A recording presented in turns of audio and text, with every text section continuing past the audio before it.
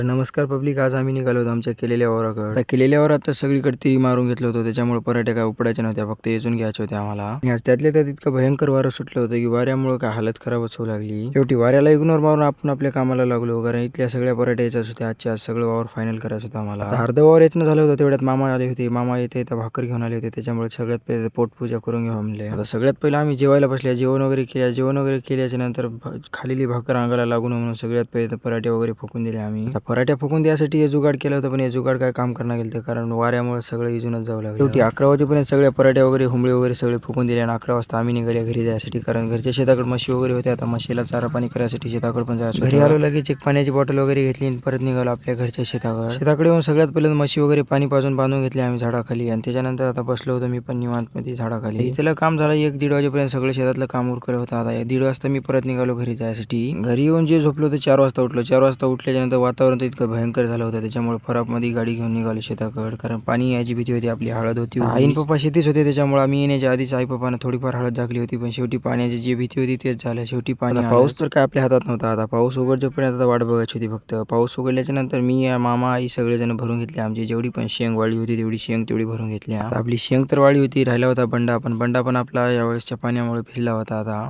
आता शेवटी जे झालं ते झालं म्हणून आता मी निघालो घरी जायसाठी, कारण बैलगाडी आणायची होती घरी जाऊन. आपल्या मामाच्या शेती आलो, मामाच्या शेतून बैलगाडी घेतली, परत निघालो शेताकडे जायसाठी, कारण आता उशीर तर झाला होता. ते सगळे पोते वगैरे बैलगाडीवर टाकल्या. शेवटी 8 वाजेपर्यंत आमचे सगळे बैलगाडीवर पोते वगैरे टाकले आणि 8 वाजता आम्ही निघाल्या घरी जायसाठी. तर पब्लिक, आजच्यासाठी एवढंच. भेटू आपण पुढच्या व्लॉगमध्ये. जाता जाता फॉलो तेवढं करून जा.